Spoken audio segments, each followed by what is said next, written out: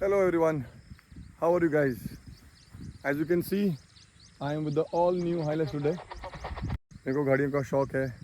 I drift, I of road, गाड़ियों से लगाव है, इसलिए मैं गाड़ियों के बारे में थोड़ी बहुत बात आज करना चाहता हूँ. So I will talk about Hilux. Almost every review of the new Hilux starts with grills, headlights, infotainment system. Mostly सब लोग बात कर रहे हैं कुछ ऐसे फीचर्स की जो गाड़ी में नहीं है. Leather seats, automatic AC control, dual AC, 18 inch के टायर नहीं दिए. कुछ लोग कह रहे हैं कि सेम ही गाड़ी है बट एक्सटीरियर्स को थोड़ा मॉडर्न लुक दे दिया है, इंटीरियर्स में बड़ी स्क्रीन डाल दी है. मैंने 4 दिन इस गाड़ी को चलाया है बट मेरा एक बार भी इनमें से किसी भी चीज़ पे ध्यान नहीं गया. क्यों? क्योंकि मेरी एक्सपेक्टेशन इस गाड़ी से अलग है. एंड उन एक्सपेक्टेशंस में हाइलक्स ने से डिलीवर नहीं किया, इम्प्रूव भी किया है. And this I can say after driving both old and new Hilux and after spending time understanding what Toyota has actually changed in the new Hilux. I realized the biggest upgrades are hidden beneath the body. They are kind of changes you'll never notice in a 5 minutes test drive, but you will appreciate them every day you own the vehicle. So today, let's talk about the engineering changes nobody's talking about. Toyota did not add features or maybe removed a few, but they improved the driving experience, which matters more to people like me who consider Hilux a car for a purpose and not your regular car. They improved refinement, comfort, durability, consistency, and I want to talk about these. पहले बात करते हैं engine refinement की. सब लोग कह रहे हैं सेम इंजन है and they think nothing has change. Not true. Toyota has recalibrated the engine to make it smoother and more refined. Power delivery feels more progressive. Throttle response is cleaner and overall drivability has improved. Even though the engine architecture remains familiar. Why it matters? Vehicle feels less busy and more relaxed in everyday driving. इस engine refinement के साथ में Toyota has also replaced engine mounts. Now it has liquid filled engine mounts. This is one of the hidden upgrades. Imagine holding a vibrating electric toothbrush. Now imagine placing it on a thick gel cushion. The vibration reduces dramatically.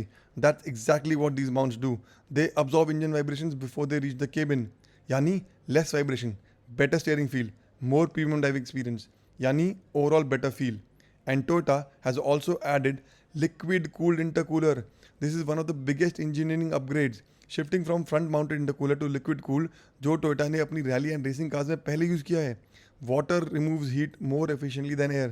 This means more consistent power, better performance in hot weather, improved thermal management, and ये सब India की गर्मी में बहुत useful है क्योंकि horse power से ज़्यादा ये इंपॉर्टेंट है कि इंजन डिलीवर्स सेम परफॉर्मेंस बार बार हज़ारों किलोमीटर तक. और एक बात बताऊं, ये 2.8 GD डीजल इंजन जिसकी काफ़ी लोगों ने तारीफ़ की है कि बहुत बढ़िया है, रिस्पॉन्सिव है, पेपी है, पावर एंड टॉर्क आउटपुट अच्छा है.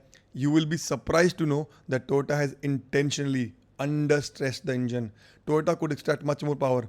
Instead, they chose 204 PS of power, 510 Nm of torque, conservative turbo boost, conservative fuel mapping. क्यों?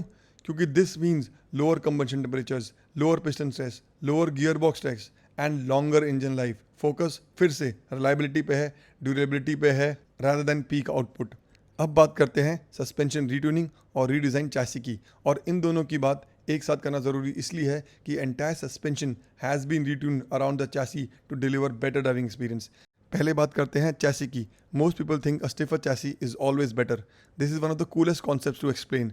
Toyota increased the thickness of key chassis sections, not because thicker is always better.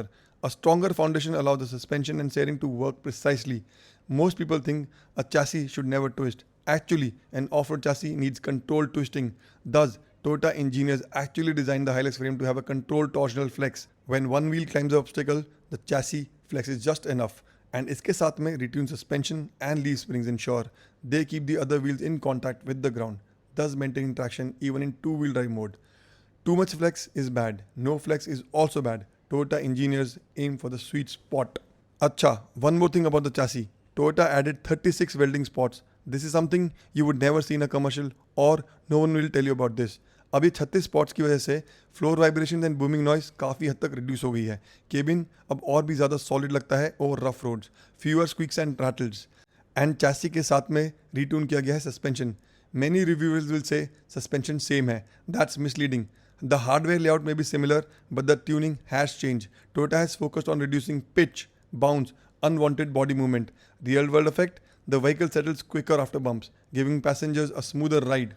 और अगर suspension के बारे में इतनी बात कर ही रहे हैं तो लीफ स्प्रिंग के बारे में बात कर लेते हैं. लोग काफ़ी क्रिटिसाइज़ करते हैं लीफ स्प्रिंग्स को कि ओल्ड टेक्नोलॉजी है, बट टोयोटा इनको क्यों यूज़ कर रहा है? For a good reason. ये हैवी लोड्स को इवनली डिस्ट्रीब्यूट करते हैं और एक कंसिस्टेंट राइड क्वालिटी देते हैं। They resist axle wrap. Leaf springs काफ़ी ड्यूरेबल, रिलायबल होते हैं एंड कम मेंटेनेंस मांगते हैं, यानी again focus is on reliability and durability. अब बात करते हैं टायर्स की। काफ़ी सारे लोग बोल रहे हैं 18 इंच के टायर क्यों नहीं दिए, 17 के क्यों दिए।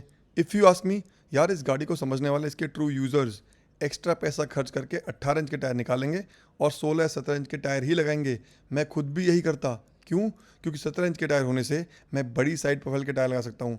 गाड़ी बैज ऑफ रोडिंग में भी बेटर हैं, ड्राइव विल बिकम स्मूदर, और 17 इंच के टायर आसानी से सस्ते में भी मिल जाते हैं। पर पता नहीं लोग बड़े टायर से क्यों ऑब्सेस्ड हैं। होंगे कुछ लोग जो इसमें 20 इंच का tyre with low side profile लगाएंगे। Now will talk about MTS, the multi terrain system. Multi terrain system से क्या होता है, they are different modes like deep snow, mud, sand, dirt. So ये MTS ना एक बहुत ही हेल्पफुल फीचर है जो आपको अलग अलग टाइप के टेरेन्स में बहुत हेल्प करता है। ये आपका काम आसान करता है। ये एक्चुअली में काफ़ी चीज़ें चेंज करता है। फॉर एग्जांपल, किस मोड में कितना थ्रॉटल रिस्पॉन्स होना चाहिए, इंजन टॉर्क डिलीवरी कितनी होनी चाहिए, कौन से मोड में गियर शिफ्ट कितने RPM पे होगा, कितना ब्रेक इंटरवेंशन होगा, किस मोड में कितना व्हील स्लिप अलाउ करना है। हर मोड में सब चीज़ों को एक अलग अलग बिहेवियर टेरेन के हिसाब से एप्ट रिस्पॉन्स देने के लिए सेट किया गया है। अब बात करते हैं कुछ बोनसेस की। Bonus number 1, Hilux has now increased ground clearance and better approach angle thanks to its redesigned front bumper, which also improves its stance and agility. And the rear bumper is more tightly integrated with the chassis and body panels, maximizing departure angle for enhanced off-road performance. Bonus 2, tailgate lock. Simple addition, but one owners will use every day. Rear seat decline.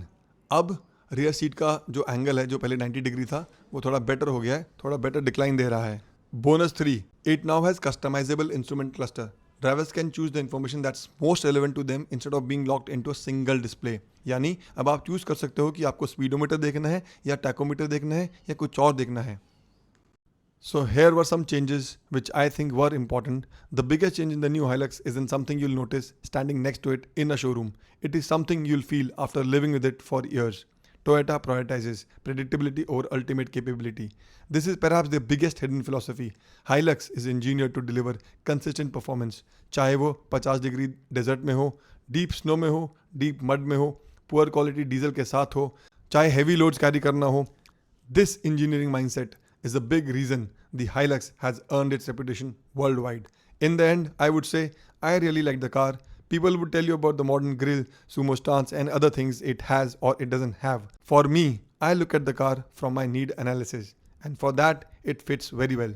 बाकी अगर मुझे ventilated leather seats ही चाहिए, then I am perhaps a customer for some other vehicle, not for Hilux. बाकी अगर आपको मेरे ideas या मेरे थॉट्स कुछ अच्छे लगे हों तो please like, share and subscribe. ये मेरा पहला वीडियो है जो कि मैं ऐसे बनाया है, तो do encourage me, do mention your comments. Thank you.